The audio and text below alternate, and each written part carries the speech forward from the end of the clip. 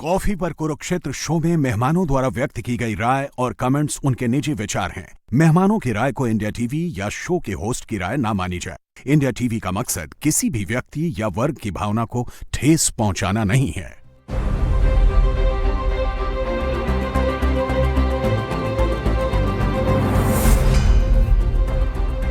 नमस्कार, बहुत बहुत स्वागत आप सभी का आपके प्रोग्राम कॉफी पर कुरुक्षेत्र में। मैं हूं सौरभ शर्मा। आपके साथ बातें खुलकर करते हैं और वो बताते हैं जो कोई और आपको नहीं बताता। प्रदीप सिंह जी प्रोग्राम में आ गए। सर, बहुत स्वागत है आपका।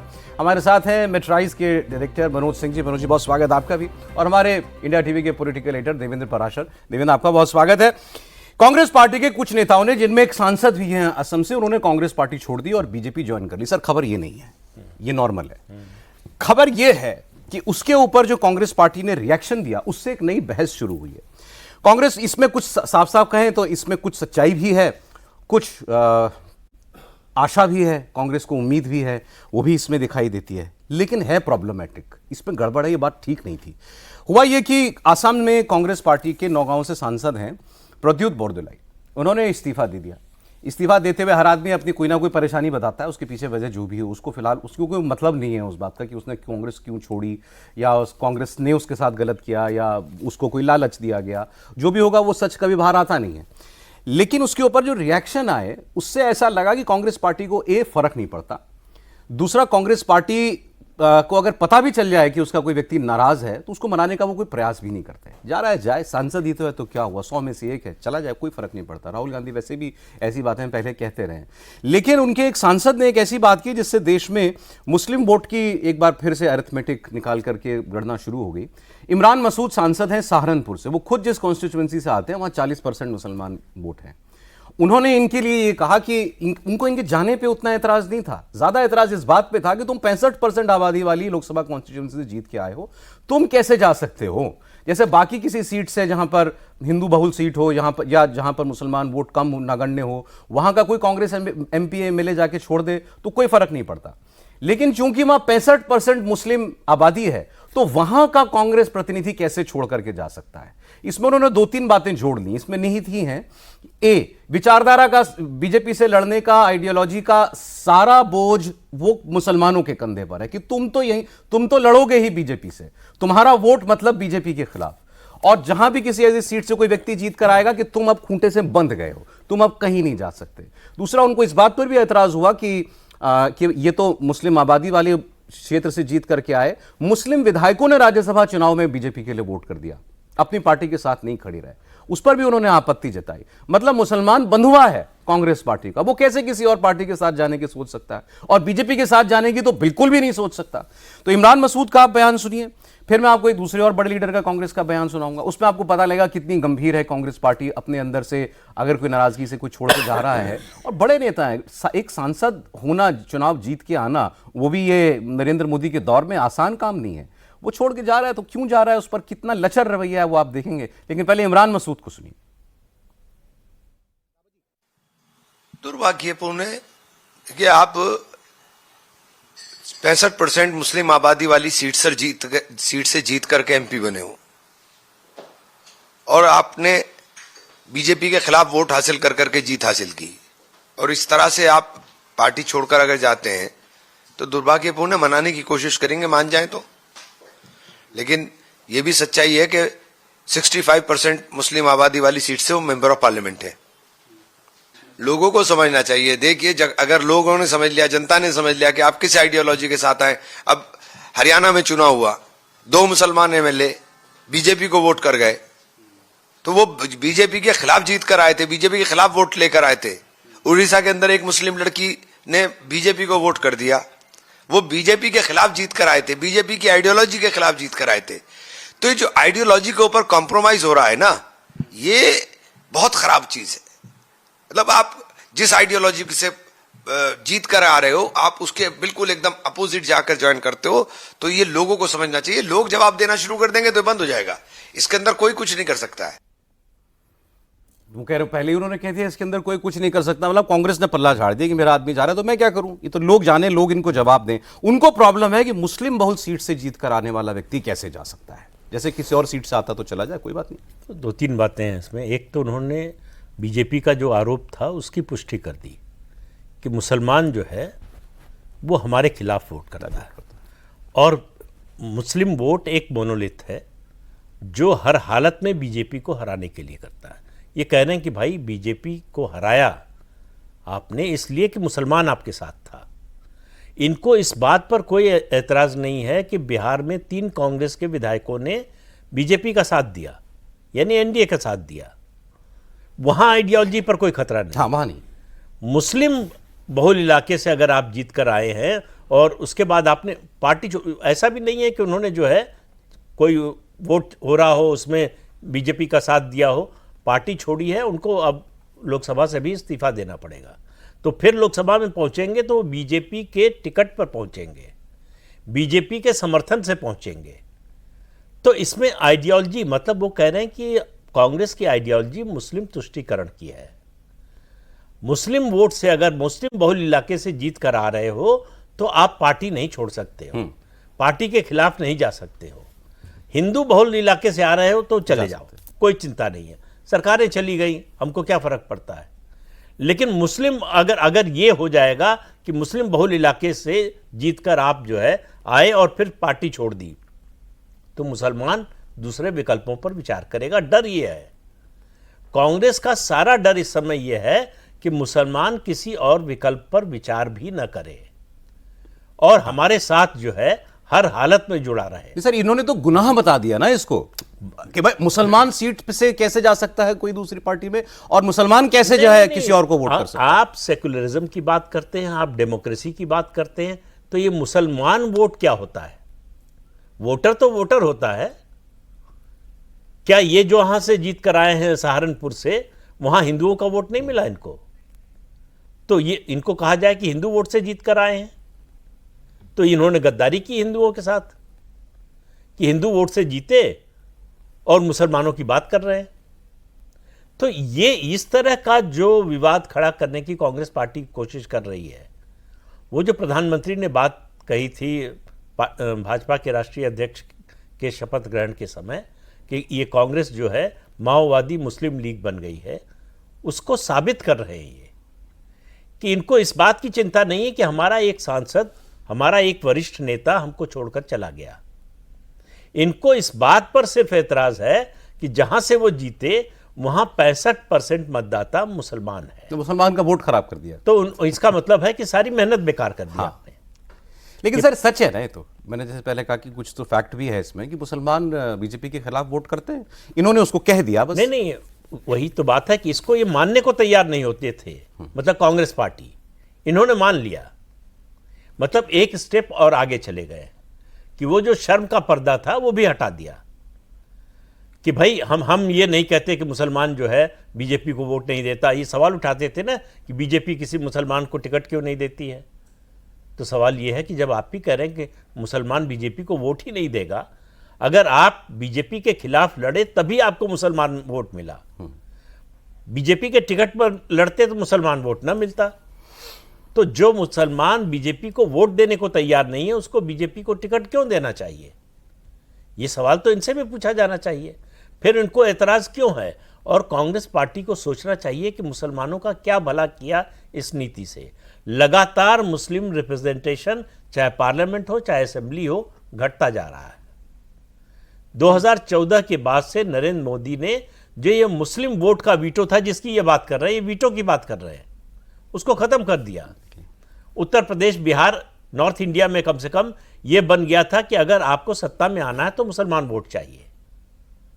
तो बीजेपी ने ये करके दिखाया कि बिना मुसलमान वोट के भी हम सत्ता में आ सकते हैं। इवन जहां मुसलमानों की आबादी 25% है उसके अलावा, हाँ, वहां भी उसके बीजेपी जीती कई जगहों पर। चाहे असम है, असम की बात कर लीजिए, या फिर जो है अभी पश्चिम बंगाल में पिछले चुनाव में भी जिस तरह का की परफॉर्मेंस थी, वहां से कांग्रेस और सीपीएम साफ हो गई, बीजेपी नंबर 2 पर है। अच्छा, मुसलमान बीजेपी को वोट करे, कांग्रेस को करे, किसी और पार्टी को करे, जैसा सर ने कहा कि वो भी वोटर ही है। वो तो नाम उस ब्लॉक, एक आपने एक ब्लॉक बना दिया कि मुसलमान वोट ये है यहाँ पे, उसकी पसंद है, वो किसको भी करे, वो जिंदगी भर ना करे बीजेपी को वोट, जिंदगी भर कांग्रेस को वोट करे, उसकी मर्जी। आप कोई भी कौन होता है उसको किसी एक खास विचारधारा से बांधने वाला है। कौन कांग्रेस पार्टी के ये सांसद जो हैं, इनको क्या अधिकार है कि ये उस इलाके के लाखों मुसलमानों के लिए ये तय कर दें कि तुम्हें तो बीजेपी के खिलाफ ही वोट करना है और तुम्हारा वोट वहीं पड़ा ही होगा, मैं मान के चल रहा हूं। तो आइंदा के लिए भी उन्होंने कह दिया कि मुसलमान देश में मुसलमान कांग्रेस कोई वोट करे या बीजेपी के खिलाफ ही वोट करे, और यह भी उसमें इंप्लिसिट है कि अगर वो बीजेपी को वोट कर दे या इनके लिए वोट ना करे तो वो आइडियोलॉजी के खिलाफ जा रहा है। तो आप एक तरीके से वो नोशन उसके मन में, मुसलमान के मन में भी डाल रहे हो कि भाई तुम्हें हक नहीं है कभी और किसी और के बारे में सोचने का, तुम अब बीजेपी के खिलाफ ही वोट करोगे, अब ये तुम्हारी जिम्मेदारी बन गई है, फर्ज हो गया है तुम्हारा। इनकी बातों से ऐसा ही लगता है। तो ये हक इनको किसने दे दिया? अब सवाल जो दूसरा बॉर्दुल्लाई साहब का, वो सांसद हैं, अब वो जो खबरें आ रही हैं देवेंद्र, उसमें तो ये भी है कि शायद वो इलेक्शन भी लड़ेंगे, विधानसभा चुनाव लड़ेंगे, दिसपुर कंस्टिट्यूंसी है वहाँ से विधानसभा के चुनाव लड़ेंगे। तो कोई सांसद अगर अपनी सांसदी छोड़कर विधानसभा का चुनाव लड़ने को तैयार हो, जबकि 3 साल की टर्म बची है, और दूसरे दल का, अपने दल में तो कभी कभी ऐसा हो जाता है, लेकिन दूसरे दल से आए हुए व्यक्ति, तो ये तो बड़ा रेयर होता है। और उसके पीछे वजह ये थी कि जो उनके अपने ग्रीवांसेस थे वो बार बार जब पार्टी के टॉप लीडरशिप को इन्फॉर्म कर रहे थे, जितेंद्र सिंह जो कि प्रभारी हैं, तो वो सुनने तक को तैयार नहीं हुए। जो केस उन्होंने बताया कि इस व्यक्ति ने हमारे ऊपर अटैक कराया था और इसको आप टिकट क्यों दे रहे हैं, तो उसको खारिज कर दिया गया। तो उससे वो बहुत ज़्यादा आहत थे। उसके बाद उन्होंने एक कदम उठाया। लेकिन इमरान मसूद की अगर बात करें सौरभ, तो वो जिस तरीके से कह रहे हैं, बस एक लाइन उन्होंने उसमें छोड़ा कि हिंदू होने के बावजूद तुमको 65% मुस्लिम आबादी ने जिताया।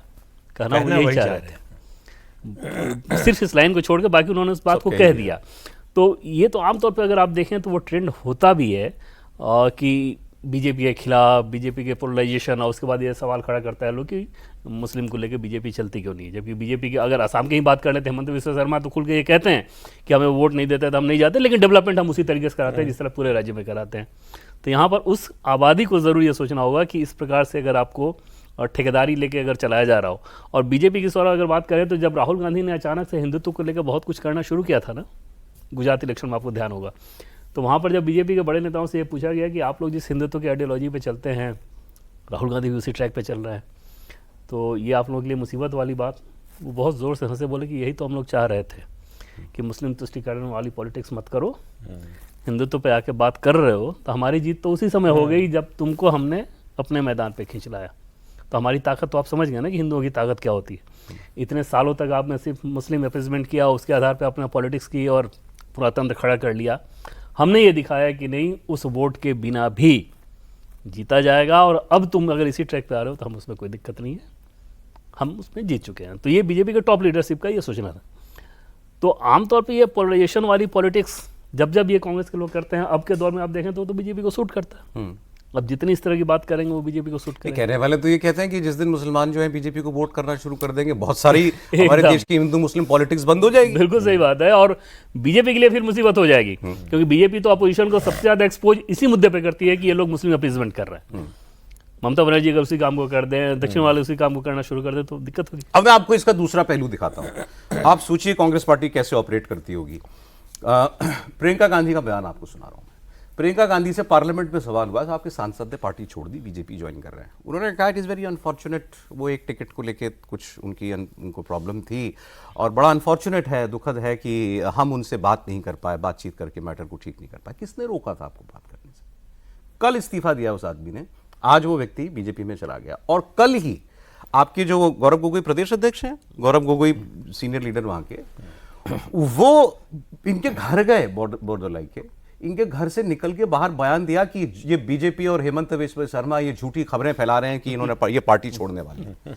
क्या असेसमेंट था आपका? आप इतने बड़े नेता हो आसाम के, आप आसाम में कांग्रेस के सबसे बड़े नेता हो, गौरव गोगोई जी का क्या असेसमेंट था उस व्यक्ति से बात करने के बाद कि बाहर निकल के उन्होंने कहा कि ये खबरें झूठी हैं, और उसके थोड़ी देर में वो इस्तीफा दे देता है, अगले दिन दूसरी पार्टी ज्वाइन भी कर लेता है। और प्रियंका जी को फर्क नहीं पड़ रहा उस बात से उनका कि उनको नाराजगी थी, आपने दूर क्यों नहीं की नाराजगी? और वो आप सुनेंगे कि कितना कैजुअली उन्होंने इस बात को कहा, चलो कोई बात नहीं, ठीक है, चले गए हम। Unfortunate, very unfortunate. देखिए। And I think he was upset over one ticket allocation, and I think that I wish that we had a chance to have a conversation about it. It's unfortunate. हमें उनसे बात करने का मौका मिला होता तो बेहतर होता, नहीं मिल पाया, किसी और की गलती है ये। सबसे बड़ी बात है कि वहाँ के प्रदेश अध्यक्ष घर से मिल के आ रहे हैं तो मौका कैसे नहीं मिला था? वो तो अपनी बातें तो कहेंगे ही, और उस बातों को प्रियंका तक नहीं पहुँचाया होगा उन्होंने, ऐसा भी नहीं है। देखिए सौरभ जी की स्थितियां क्या है, भारतीय जनता पार्टी अपने वोट बैंक को कैसे बढ़ाते चलेगी। इन लोगों ने अपने आप को मुस्लिम वोट के ऊपर केंद्रित कर लिया। चाहे आप प्रधानमंत्री का बयान देख लें, और इनके मुख्यमंत्री भी हैं, हेमंत हो चाहे योगी आदित्यनाथ हो, सबका बयान आप देख लें कि वो कहते हैं कि मैं आधी आबादी से ऊपर मेरी आबादी है और हम आपसे समझौता क्यों करें, यानी मुस्लिमों से समझौता क्यों करें। एक बिहार में बयान आता है राहुल गांधी के मंच छोड़ने के बाद, प्रधानमंत्री के माताजी को गाली दिया जा रहा है, और उसके कुछ ही दिनों के बाद में अखिलेश यादव अपने कार्यकर्ताओं से कहते हैं कि भाई आप भी इस तरह की गलतियां मत कीजिएगा। तो उनको पता था कि वोटों का बिखराव किस तरीके से हो सकता है, लेकिन कांग्रेस ये बात समझ नहीं पा रही है। पूरे भारत में देखेंगे तो मात्र 23 सीटें ऐसी हैं जहां पर मुस्लिम वोट से आप जीत कर आ सकते हैं, 65%। अच्छा, सिर्फ 23, जहां वीटो मानते हैं, जहां वीटो मानते हैं कि वहां से वो जीतेंगे। उसके स्थिति भी बंगाल के 2019 के इलेक्शन में 2 सीटें थी जहां पे एक देवश्री चौधरी जीते थे जो रायगंज था, और दूसरा था मालदा का जहां पे 50% मुस्लिम थे, वहां पे जीते थे खगेन मुर्मू जीते हैं। तो ऐसा नहीं था कि बीजेपी मुस्लिम वोटों से जीत कर नहीं आई है, लेकिन कांग्रेस ये समझ में ही नहीं पा रही है कि हम अपने वोट बैंक को कैसे बढ़ाएं। और ये दुर्भाग्य भी कहिए कि जब वो तेल और गैस को लेकर चलते हैं तो हमारी जहाज लेकर गुजरात के बॉर्डर पर आ जाते हैं। अब वो समझते नहीं कि हम कहां से इसको और कैसे, अब जहाज को किसी ने बताया ही नहीं कि राहुल जी यहाँ मुद्दा बना रहे हैं, मुद्दा बना रहे हैं, अपने अपने डिलीट करने पड़ रहे हैं ट्विटर अकाउंट पे से, ये सब सारी चीजें। तो मुझे लगता है कि कांग्रेस को पहले सोचना चाहिए कि हमें बड़ी आबादी के अंदर से कैसे वोट को लेकर आना है। ये आबादी तो बीजेपी के अगेंस्ट रहेगी ही, तो हम इसके लिए मेहनत क्यों करें। हमें तो मेहनत करना चाहिए कि अपर क्लास से कौन आएंगे, ओबीसी में किस क्लास को लगाएं, शेड्यूल कास्ट के और शेड्यूल ट्राइब में से कैसे हम सेंध लगाएं। आप इसमें कोई कार्य करते हुए कांग्रेस को दिखता होगा, आपको दिखता होगा कि कांग्रेस कर रही है तो मुझे बताइएगा, मैं अपने आगे के सर्वे में इसको ध्यान रखूंगा। कहीं उनको ये सीरियसनेस है ही नहीं कि क्या है। और मुझे लगता है कि वो इस बात से खुश हैं कि हमारे पास 20% मुसलमान वोट। यही उनके लिए सबसे बड़ा दुर्भाग्य है, इससे आगे वो बढ़ ही नहीं पा रहे हैं। और भारतीय जनता पार्टी के लिए ये सूट कर रहा है कि भैया हम 80% वोटरों के बीच में अपनी पॉलिटिक्स खेलेंगे। और रीजनल पार्टियों से कमजोर होते कांग्रेस इसलिए चली जा रही है कि रीजनल पार्टियों के पास एक मुस्लिम, बीजेपी के अगेंस्ट मुस्लिम जो वोटर हैं वो तो मिल ही रहे हैं, और उनका जो अपना जातीय वोट है, तो दोनों मिलकर वो अपनी स्थिति को बचा ले रहे हैं, लेकिन कांग्रेस समाप्त होते जा रही है। इससे ऐसे बयान देके आप बीजेपी को कमजोर कर रहे हैं या और मजबूत कर रहे हैं, या इस विमर्श को ही मजबूत कर रहे हैं आप? अभी पीछे कुछ वक्त पहले असम के मुख्यमंत्री ने बयान दिया था कि हम 22 सीटों पर चुनाव नहीं लड़ेंगे क्योंकि वहाँ मुस्लिम आबादी बहुत ज़्यादा है। तो उन्होंने कहा जहाँ हमको वोट ही नहीं मिलता, जहाँ हमारे जीतने की गुंजाइश नहीं, वहाँ हम क्यों टिकट अपना खराब करें, उम्मीदवार क्यों खराब करें, हम अपने रिसोर्सेज क्यों लगाएं वहाँ पर। हम ही लोगों ने इस प्रोग्राम में कहा था कि भाई ये ठीक, ये बात गलत है, आप जो मर्जी सोचते हो, लेकिन ऐसा बोलना पब्लिकली ये बात गलत है। आपने छोड़ ही दिया एक आबादी को कि भाई इनमें इनके बीच में जाने का फायदा ही नहीं है। आप आज उसकी पुष्टि कर दी इमरान मसूद ने कि वो ठीक कह रहे थे। बिल्कुल सही साबित। देखिए, कांग्रेस पार्टी अंदर से इम्प्लोड कर रही है। जैसे कोई पुरानी इमारत हो, जर्जर हो जाए और बताया जाए उसमें जो लोग रह रहे हैं कि ये खतरनाक हो गई, किसी समय गिर सकती है, लेकिन उसमें रहने वाले उसको छोड़ने को तैयार नहीं होते। कांग्रेस पार्टी की हालत वो हो गई है, पुराने कांग्रेसियों की हालत वही हो गई। इस इमारत को गिरना ही है, सवाल यह है कि कब।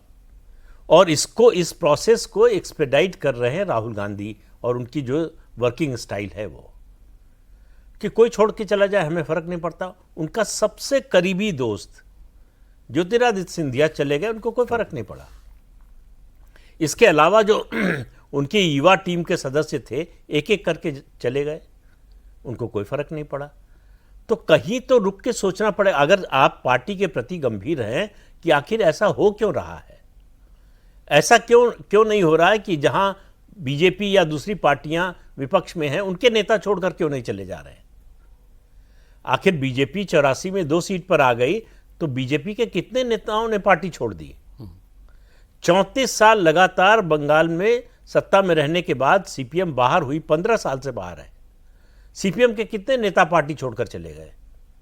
तो आखिर ये कांग्रेस के साथ ही क्यों हो रहा है। और ये सांसद छोड़ के विधायक का चुनाव क्यों लड़ना चाह रहे हैं? हाँ बताइए, सांसद बनी हुई सरकार को छोड़ के सरकार को गिरा के चले जा रहे हैं।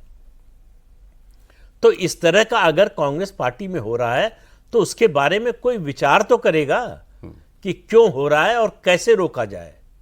और जब आप इसकी कोई कोशिश नहीं करेंगे, इस तरह का कोई विचार नहीं करेंगे, तो यही होगा जो हो रहा है। मैं कहा सर, मैं हाँ, सॉरी आप बोलिए। नहीं, हम कह रहे हैं कि आप देखते रहिए, ये विधानसभा के चुनाव जो 5 हो रहे हैं, इसके बाद ये प्रोसेस और तेज होने सर मैंने अभी एक वीडियोस देखा, अभी वैसे ही फोन ने दिखाया, सोशल मीडिया ने, राहुल गांधी का कुछ वक्त पुराना वीडियो होगा, डेट नहीं मुझे मालूम है, लेकिन वो बोल रहे थे एक कार्यक्रम में कांग्रेस पार्टी के, वो एक्चुअली यही विषय था उसमें। उन्होंने वे कहानी सुनाने लगे कि मैं आपको एक कहानी सुनाता हूँ, राहुल गांधी कहानी सुना रहे थे कि एक बार फिडेल कास्ट्रो से, क्यूबा के राष्ट्रपति से, जो आंदोलन से आए थे, सिविल वॉर्स लड़के आए थे, लेफ्टिस्ट, तो उनसे किसी ने पूछा, न्यूयॉर्क टाइम्स के पत्रकार ने, कि ये बताइए कि आप अपने लोगों को एकजुट कैसे रखते हैं, अपने लोगों को लड़ना कैसे सिखाते हैं आप। अब राहुल गांधी कह रहे हैं, तो उन्होंने कहा कि फिडेल कास्ट्रो ने बोला कि तुम बड़े बेवकूफ़ आदमी हो, इनको मैं थोड़ी एकजुट करता हूँ या इनको मैं थोड़ी लड़ना सिखाता हूँ, इनको तो वो बतिस्ता लड़ना सिखाता है जिसके खिलाफ ये आए हैं लड़ने के लिए। मतलब इस केस में नरेंद्र मोदी, कि कांग्रेसियों को मैं लड़ना नहीं सिखाऊंगा, कांग्रेसियों को लड़ना नरेंद्र मोदी सिखा रहे हैं, नरेंद्र मोदी की वजह से तुम्हें मेरे साथ आना है और खड़े रहना है। फिर उन्होंने कहा कि लेकिन डर के मारे, अब ये फिर फिडेल कास्ट्रो कह रहा है, लेकिन कुछ लोग जो हैं वो बतिस्ता उनको मार देता है, कुछ लोगों को खरीद लेता है, कुछ लोग डर के चले जाते हैं, बाकी जो रहते हैं वो मेरी टीम है।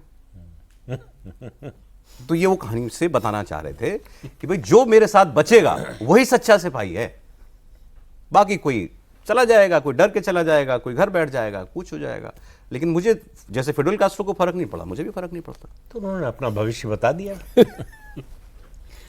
अभी लोग बार बार तो ये दिखाते भी हैं कि मुझे फ़र्क नहीं पड़ता, मेरी पार्टी से कोई लोग छोड़ के जाएं या कुछ भी करें। अच्छा, फ़र्क पड़ेगा कैसे? अगर आप सीरियस पॉलिटिशियन हों तो फ़र्क पड़ेगा, फिर तो एक वोट पे फ़र्क पड़ेगा, या फिर आप अपने सिस्टम को जिम्मेदार बताओगे।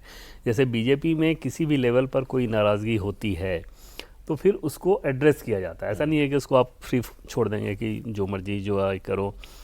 जैसे बिहार इलेक्शन में सौरभ आपको याद होगा कि गृहमंत्री अमित शाह वहाँ पे गए और जैसे टिकट का डिस्ट्रीब्यूशन हो गया तो जिस पॉकेट में जहाँ जहाँ जो टिकटार्थी थे या संभावित उम्मीदवार थे या जिनको निराशा हुई जो टिकट मांग रहे थे, उनमें से एक एक व्यक्ति से उन्होंने फ़ोन पे बात की, कईयों से मिले, बाकायदा लिस्ट बनवा के। तो आप पार्टी के अंदर अगर असंतोष हो तो आप उसको एड्रेस करते हो। जैसे इस केस में, असम वाले केस में, आपका सांसद अगर ये कह रहा है कि इस व्यक्ति को टिकट नहीं दिया जाए क्योंकि इसने हमारे ऊपर अटैक कराया था, और उसको आप सीधे सीधे खारिज कर देंगे, तो शायद ही किसी पार्टी का कोई सांसद इस चीज़ को बहुत बर्दाश्त करे, खासतौर पे तब जब दूसरी तरफ से ऐसा एग्रेसिव मुख्यमंत्री हो जो आपको रीच आउट करने की कोशिश कर रहा हो, लगातार आपसे बातचीत कर रहा हो, जिसके साथ आपके ऑलरेडी अच्छे रिश्ते रहे हों, एक ही पार्टी में दोनों रहे हों। तो ये सारी चीज़ें तो दिखती है कि राजनीतिक तौर पर जो व्यवहारिक अप्रोच होना चाहिए वो राहुल गांधी का नजर नहीं आता। मैं दूसरी बात कह रहा हूँ, मतलब मान लीजिए उस व्यक्ति ने मन बना रखा है, अब वो केवल एक खाना पूर्ति कर रहा है, आपसे बात कर रहा है, चलो ठीक है, उसको अगले दिन बीजेपी ज्वाइन करनी है, जो इस केस में हुआ, मान लेते हैं। लेकिन गौरव गोगोई का क्या असेसमेंट था? मैं तो बार बार ये कह रहा हूं, और पहली बार नहीं हुआ, ये दूसरी बार हुआ है। भूपेन्द्र बोरा ने जब छोड़ा तो राहुल गांधी से 15 मिनट बात कराई गई थी, प्रेस कॉन्फ्रेंस बगल में बैठा के कराई कि अब इन्होंने विचार छोड़ दिया पार्टी त्यागने का और अब ये रहेंगे इस पार्टी। केस में सौरभ उनकी नाराजगी ही थी गौरव गोगोई और जितेंद्र सिंह से कि ये दोनों हमारी बात नहीं सुन रहे हैं। तो उस कंडीशन में जब गौरव गए तो उनको तो पता ही होगा ना कि गौरव क्या बोलने वाले हैं, मैं क्या बोल रहा हूं। के बयान दे रहे हैं कि नहीं, अभी कहीं नहीं जाएंगे। बिल्कुल, तो उन्होंने बस एक खाना पूर्ति किया उस समय, ऑलरेडी वो लेटर लिख चुके थे, बस उसको जारी करना था। तो सौरभ जी एक बात बता रहे, 2017 गुजरात इलेक्शन का बात बता रहा हूँ, चूंकि मैं उस टीम को देख रहा था, सब कर रहा था। अभी बीजेपी में रोहन गुप्ता भी हैं, वो भी थे साथ में। अहमद पटेल के घर पे हो रहा था, जो उनका गांव वाला घर पे मीटिंग हो रहा था, जब ये डिसाइड हुआ कि हार्दिक, जिग्नेश और अल्पेश कांग्रेस में ज्वाइन करेंगे। ये सुबह 4 बजे पता चल रहा अहमद पटेल को कि 9 बजे वो ज्वाइन करने जा रहे हैं। सुबह 4 बजे ज्वाइन करना था, उस दिन सुबह पता चल रहा है अहमद पटेल को कि वो ज्वाइन कर रहे हैं। जब पूछा गया कि इसका मतलब क्या है, आप क्या करना चाह रहे हैं, कोई बात नहीं अहमद पटेल की सुनी गई। अच्छा चलिए, वहां तक भी नहीं गया। जब हार्दिक, आप इसके गवाह हैं? मैं गवाह हूं, मैं तो नाम ले रहा हूं कि जिन लोगों का बता रहा हूं कि वो लोग सामने बैठे थे। कभी आपके की बात कर रहे हैं जो 10 साल इस देश का तीसरा सबसे ताकतवर आदमी था। तीसरा मैं इसलिए कह रहा हूं, number 1 Sonia ji, number 2 Manmohan Singh as prime minister, और नंबर 3 ये as political adviser to Sonia Gandhi. वो उस व्यक्ति को, सेकंड बात बता रहा हूं आपको, सूरत में हार्दिक पता नहीं था कि पार्टी कौन ज्वाइन कर रहा। हार्दिक डिसाइड किए कि हम सूरत में एक बाइक रैली निकालेंगे। काफी लोग इकट्ठा हो गए, तलवार, भाले, डंडे सब लेकर गए, और सूरत जो है प्रवासियों का है। 1,82,000 वहां पे बिहारी और पूर्वांचली वोटर हैं। जब ये कांग्रेस के अहमद पटेल को लगा, जो फीडबैक उनके पास आया कि इससे व्यापारी डरेंगे और प्रवासी डरेंगे तो हमारे लिए नुकसान हो जाएगा, और उस समय कांग्रेस के सर्वे में आ रहा था कि कम से कम 7 से 9 सीट हम जीत लेंगे, 19 सीट है सूरत में। ये बार बार उनसे आग्रह करते रहे, फिर सोनिया जी से बात की गई, उन्होंने कहा कि राहुल से ही बात कीजिए, वही डिसीजन लेंगे, और उस रैली को रुकवा नहीं पाए और सूरत से 1 सीट लेकर आ पाए वापस। उसका इफेक्ट कहां पड़ा? बड़ौदा में पड़ा, जहां 15 सीटें थी विधानसभा की, और अहमद पटेल वहीं से आते हैं। आप वहां की सीटों को गवा चुके थे। तो ये मैं 2017 का इसलिए वर्णन करता हूं कि मैं सारी घटनाएं देखा हूं,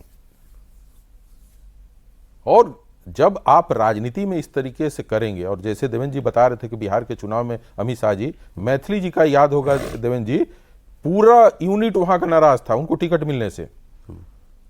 ये रुके, एक एक लोगों को बुलाया होटल में और कहा कि ये मेरी जिम्मेवारी है कि आप इनके साथ काम कीजिए, आपका भविष्य मैं देखूंगा, और ये जीत कराना चाहिए, निश्चित कीजिए आप। जब हार्दिक पटेल गुजरात में खड़े हुए थे, खिस्सा आपको पता है, सारे एनजीओ को, सोशल वर्कर को, सारे को अमित शाह जी ने कहा कि ये जिता कर लाना बीजेपी की जिम्मेवारी है, ये मेरे साथ है।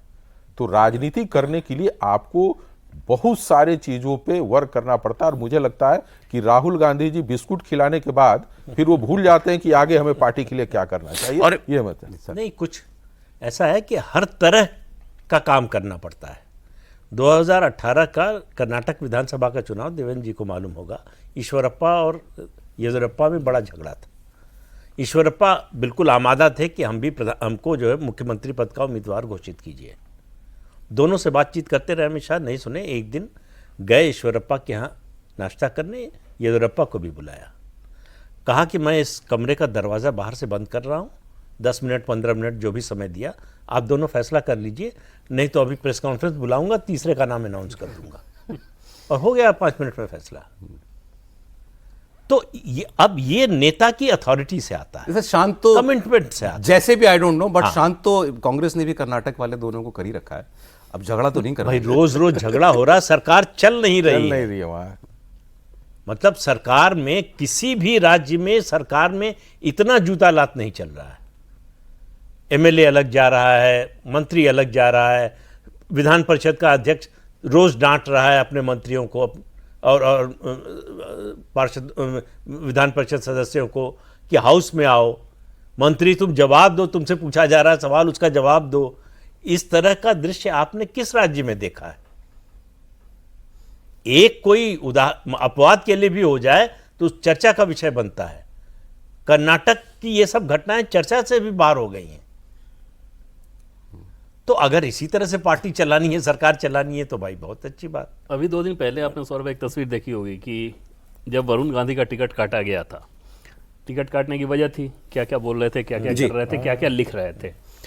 टिकट कटने के बाद भी बहुत कुछ किए होंगे, और फिर जब उनको ये समझ में आया कि प्रधानमंत्री से मिलना है, तो प्रधानमंत्री ने सीधे उनको परिवार सहित मिलने का टाइम दिया।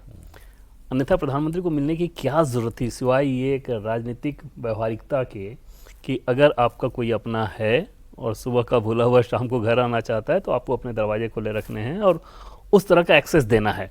अन्यथा बहुत आसानी से वो टाल सकते थे, और इतनी सारी चीजें अगर बैगेज के तौर पे इतना खराब बोला उन्होंने, लिखा बोला, हाँ, और ऐसे मिले जैसे पता ही नहीं चला कि हाँ पहले कुछ रहा हो। तो वरुण गांधी को भी तो फिर समझ में आया होगा ना, और संभव है कि पार्टी उनका आगे इस्तेमाल भी करेगी। तो वो व्यवहारिक अप्रोच कांग्रेस पार्टी में मिसिंग नजर आता है। सर ये लेकिन कांग्रेस और मुस्लिम वोट का जो मामला है, नहीं पहले ये आरोप बीजेपी आज से नहीं लगा रही। बीजेपी तो अपनी शुरुआत से आरोप लगा रही है कि ये मुस्लिम तुष्टीकरण करते हैं। जब ये राहुल गांधी ने भारत जोड़ो यात्रा की, तब बहुत लोगों ने कहा कि ये और कोई एक्सरसाइज नहीं है, मुसलमान वोट को जोड़ने की एक्सरसाइज है लोकसभा चुनाव से पहले। लेकिन ये ऐसा लगता था कि जो कुछ हो रहा होगा शायद पर्दे के पीछे हो रहा होगा, कोई बहुत एक बोला आप कह लीजिए एक पर्दा सा था कि लोग बहुत ओपनली ये बात नहीं कहते थे। अब तो कांग्रेस के नेता खुल के बातें करने लगे, इतना तो कभी नहीं किया। मैं उनका बयान देख रहा था अभी तेलंगाना के मुख्यमंत्री का, रेवंत रेड्डी का, जैसे उन्होंने कहा कि आप, पहले उन्होंने कहा मुझे रेवंतुद्दीन भी कहें तो मुझे प्रॉब्लम नहीं है, फिर उन्होंने कहा अभी कि आप सब लोग एक इफ्तार की पार्टी में कहा आप लोग दुआ करते हैं, रमज़ान में भूखे प्यासे रहते हैं, आपकी दुआओं से दुनिया चल रही है, आपकी दुआओं से भारत चल रहा है। दुनिया में क्या हो रहा है उनको दिख ही नहीं रहा। नहीं, बट मैं ये कह रहा हूं कि क्यों ये डेस्परेशन है, या उनको अब लग रहा है कि अब जो है वो है?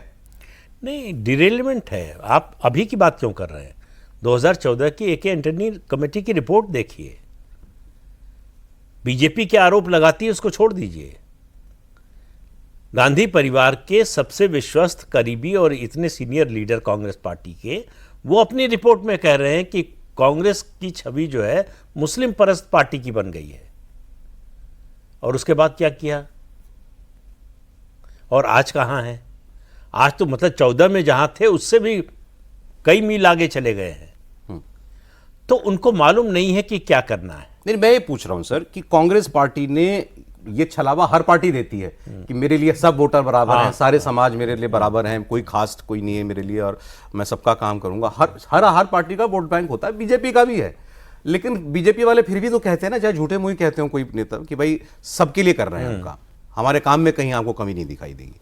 लेकिन कांग्रेस पार्टी, ये इंप्रेशन कांग्रेस पार्टी ने क्यों देना छोड़ दिया? अब वो क्यों खुलकर उनके नेता ऐसे बयान देने लगे कि आप हमारे लिए बहुत विशेष हैं? क्योंकि अगर ऐसा नहीं करेंगे तो बाकी काम करने के लिए मेहनत करना पड़ेगा, ज़मीन पर उतरना पड़ेगा। जिस समाज को, नए समाज को आप जोड़ना चाहते हैं, उनके बीच में जाकर काम करना पड़ेगा, उनको भरोसा दिलाना पड़ेगा, उनको बताना पड़ेगा कि जब आप सत्ता में थे तब आपने उनकी सुध क्यों नहीं ली, और अब क्यों भरोसा करें वो कि आगे अगर आप सत्ता में आएंगे तो उनके बारे में सोचेंगे। तो जब तक अपने प्रति विश्वास आप नहीं जगाते, और इसके लिए रात दिन मेहनत करनी पड़ती है। ये नहीं हो सकता कि 3 दिन हंगामा करवाया संसद में, उसके बाद 30 दिन के लिए जो है विदेश यात्रा पर चले गए। तो ऐसे राजनीति चलेगी तो यही होगा। उनकी और एक समस्या, जी हाँ, नहीं बोल सर प्लीज कंप्लीट करना। नहीं हम उनकी एक समस्या तो ये भी है ना कि पश्चिम बंगाल में मुस्लिम भी उनके साथ नहीं रहे, बिहार में आरजेडी के साथ मुस्लिम, यूपी में समाजवादी पार्टी के साथ मुस्लिम। तो उनको तो ये भी समझ में आ रहा होगा कि जिसको उन्होंने अपना वोट बैंक समझ रखा था, जहाँ जहाँ रीजनल छत्रप खड़े हुए, दिल्ली में अरविंद केजरीवाल, वो भी उनके हिस्से में नहीं रहा। तो ऐसा लगता है कि उसको कम से कम अपने तरफ कर लें, उसके चलते थोड़ा सा ज़्यादा एग्रेसिव अब हो जाता है। कांग्रेस पार्टी पहले इस मामले में इतना एग्रेसिव नहीं रहती, वही मैं कह रहा हूं, नहीं होता था बिल्कुल। तो उसके पीछे उनकी थिंकिंग ये रहती है कि कम से कम ये तो हमारे साथ आए, ना चला जाए, दूसरा वाला तो ना आ रहा है और ये कई जगह चला गया है, तो उसको ज़्यादा से ज़्यादा एकजुट करे, ज़्यादा से ज़्यादा जोड़े। अन्यथा रेवंत रेड्डी का ही सोचे नहीं, वहाँ क्या ज़रूरत है बोलने की, तेलंगाना में और कौन सा है, लेकिन उनको ये दिख रहा है कि केसीआर कर लेंगे तो चलो इसमें एग्रेसिवली जाओ। तो हर जगह उस वोट बैंक के लिए भी कांग्रेस पार्टी अभी संघर्ष करती है। अच्छा, ऐसा नहीं है कि ये केवल कांग्रेस कर रही है। अभी मैंने एक और तस्वीर इस बात से याद आ गया, वो बगल वाली स्टेट आंध्र प्रदेश वाले चंद्रबाबू नायडू, उनकी क्या मजबूरी है? देखिए, किसी वर्ग के कार्यक्रमों में शामिल होना, किसी के उत्सव में शामिल होना कोई अच्छी बात है, आप जाइए, कोई प्रॉब्लम नहीं है। वो कि इफ्तार में नहीं जा सकते, क्यों नहीं जा सकते? आप जाइए, आप इफ्तार में जाएं, आप टोपी लगा लें, चलो साहब, वैसे तो इसकी भी कोई ज़रूरत नहीं है, आप प्रोग्राम में चले गए हो तो टोपी लगाने की भी कोई ज़रूरत नहीं है, उतना भी ठीक था। अब तो नमाज पढ़ने लगे, चंद्रबाबू नायडू ने नमाज पढ़ी है। वो अभी मेरे पास एकदम नहीं है ऑफेंट तस्वीर, आपको दिखा देता हूं। क्या ज़रूरत है? और आप किसको धोखा दे रहे हो? आप नमाज पढ़, आप मुसलमान हो गए हो क्या? आपने कलमा पढ़ लिया है क्या? मन से आए पढ़ लो, कोई प्रॉब्लम नहीं है, धर्म परिवर्तन करने की छूट है, आप बदल लो। लेकिन आप उन्हीं को क्यों धोखा दे रहे हो? अच्छा, जो लोग वहां हैं वो भी ऑब्जेक्ट नहीं कर रहे कि साहब आपको ये करने की जरूरत नहीं है, आप आए, बड़ी अच्छी बात है, बैठिए। नहीं, वो नमाज पढ़ रहे हैं प्रॉपर। आपकी नमाज तो कबूल ही नहीं होगी, आप मुसलमान हो ही नहीं। जो वो मजहब है उसके मुताबिक जो है आपकी नमाज कबूल हो ही नहीं सकती। तो ये ड्रामे क्यों सर? अपने को धोखा देने के लिए, और जो बाकी सामने वाला जितना धोखे में आ जाए, और दूसरा आपका जो राइवल है उससे आप आगे निकल जाएं। इसके अलावा तो कोई समझ में नहीं आता। इसका मतलब है आपका कोई कमिटमेंट नहीं है किसी आइडियोलॉजी से, किसी कल्चर से, किसी रिलीजन से, किसी धर्म मजहब से कोई कमिटमेंट नहीं है। आपकी ज़रूरत में जो काम आ जाए, जिसका आप इस्तेमाल कर सकें, आप उसके साथ हैं। तो आप न हिंदू हैं, न मुसलमान हैं, न क्रिश्चियन हैं। आप सिर्फ जो है अवसर की तलाश में हैं कि किस समय किसकी ज़रूरत है, कौन मिल सकता है। तो उसका नतीजा ये होता है कि फिर चंद्रबाबू नायडू 3 बार मुख्यमंत्री बने हैं, 1 बार बगावत करके अपने ससुर से और बाकी 2 बार बीजेपी की मदद से। बीजेपी से अलायंस नहीं रहा तो नहीं बने मुख्यमंत्री, लेकिन फिर भी आप देखिए 2018 में छोड़कर गए और क्या क्या बोल कर गए, जबकि उनसे कहा गया था ठीक है आपकी जगन से राइवलरी है, उस चक्कर में आपको छोड़ना पड़ रहा है, साथ छोड़ दीजिए, पीएम के खिलाफ कुछ मत बोलिएगा। क्या क्या नहीं बोला उन्होंने। तो इस तरह के नेताओं की क्या क्रेडिबिलिटी है। आपको पद मिल जाए वो अलग बात है, लेकिन उससे आपका कैरेक्टर पता चलता है कि आप कुछ भी छोड़ने के लिए तैयार नहीं है और किसी से भी और किसी भी परिस्थिति में समझौता करने के लिए तैयार है। तो ऐसे लोगों से अगर देश जितना ज्यादा बच सके बचना चाहिए। उनके साथ भी तो धोखा है सर, जिनके सामने आप ये बिल्कुल। कर रहे हो, पूरा उसको भी दिख रहा है कि आप ड्रामा कर रहे हो। आप जिसमें आपका विश्वास नहीं है वो आप करने की कोशिश कर रहे हैं। ये वैसे ही है जैसे राहुल गांधी ने बीच में मंदिर जाना शुरू किया था। तो मंदिर से और हिंदुत्व से कोई लेना देना नहीं राहुल गांधी का, लेकिन उनको लगा, उनके सलाहकारों को लगा कि इससे उनको फायदा हो सकता है। जब लगा कि फायदा नहीं हो रहा छोड़ दिया।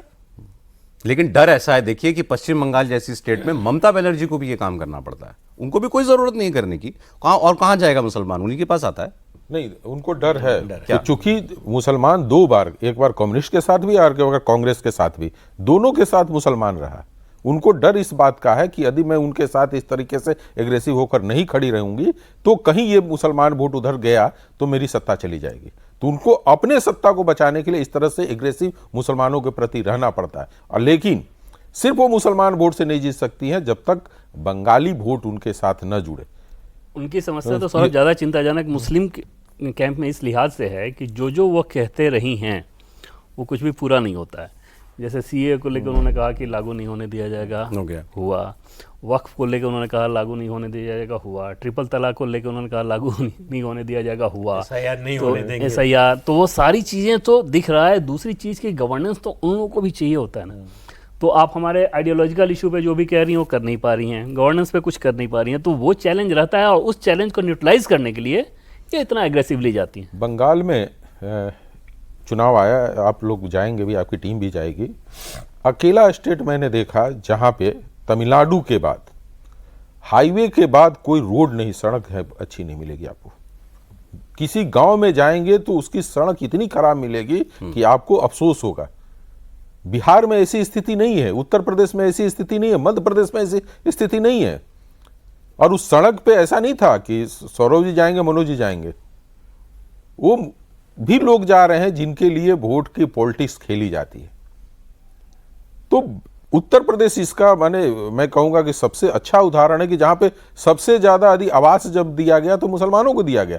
हम लोगों ने उसकी नाराजगी भी व्यक्त की भाई कि आपका वोटर नहीं, आपने सबसे ज्यादा उनको दे रहे हैं आप आवास, प्रोपोर्शन से ज्यादा दिया। प्रोपोर्शन से ज्यादा दे रहे हैं, राशन सबसे ज्यादा बेनिफिट है उससे। तो आप इस चीज को, और इनको भी सोचना चाहिए जिनके बारे में बोला जा रहा है कि भाई ये हमारे वोटर हैं, उनको भी सोचना चाहिए कि हमें इस सिर्फ वोट देकर। बीजेपी के लिए भी एक सोचने की बात यह है कि जैसा आपने बताया, जो उदाहरण दिया आपने कि सड़क नहीं है, हाँ। उस पर वो भी चलता है जो कि जिसको गवर्नेंस, तो उसको गवर्नेंस से फर्क क्यों नहीं पड़ रहा? यही तो समस्या है। वो मिस गवर्नेंस में जीने के लिए तैयार है लेकिन बदलाव के लिए तैयार नहीं है क्योंकि सामने बीजेपी है। फिर मजहब याद आता है, याद नहीं, बाकी चीजें भूल जाती ये बीजेपी के लिए भी तो चुनौती है कि उसको ये बताओ कि तेरी रोजमर्रा के जीवन को हम बदल सकते हैं। नहीं भाई, हमको आजमा के बताने की क्या जरूरत, जो सामने दिख रहा है अगर उसको आप मानने को, स्वीकार करने को तैयार नहीं है। आप मान रहे हैं कि सबसे ज्यादा फायदा हो रहा है, आप मान रहे हैं हर योजना का लाभ मिल रहा है, ज्यादा मिल रहा है, लेकिन वोट किसको दोगे? बीजेपी को नहीं देंगे। तब उसके बाद क्या करेंगे आप? उसको लगता है कि मजहब से बड़ा कोई डेवलपमेंट होता ही नहीं है। एक बीजेपी के नेता ने इस बात को कहा भी था कि जब हम लोग मुस्लिम से पूछ रहे थे कि हमारे इलाके में कि इतना सब कुछ दिया मोदी जी ने फिर भी वोट क्यों नहीं, तो बाहर निकल के वो कह रहा था कि मोदी जी ने कोई अपने घर से दिया है क्या? जब ये अप्रोच हो तो फिर ठीक है, चलिए खैर सर, आज समय इतनी इजाजत दे रहा है। बहुत धन्यवाद प्रदीप जी, प्रोग्राम में आया। मनोज जी बहुत शुक्रिया, देवेंद्र धन्यवाद आपका।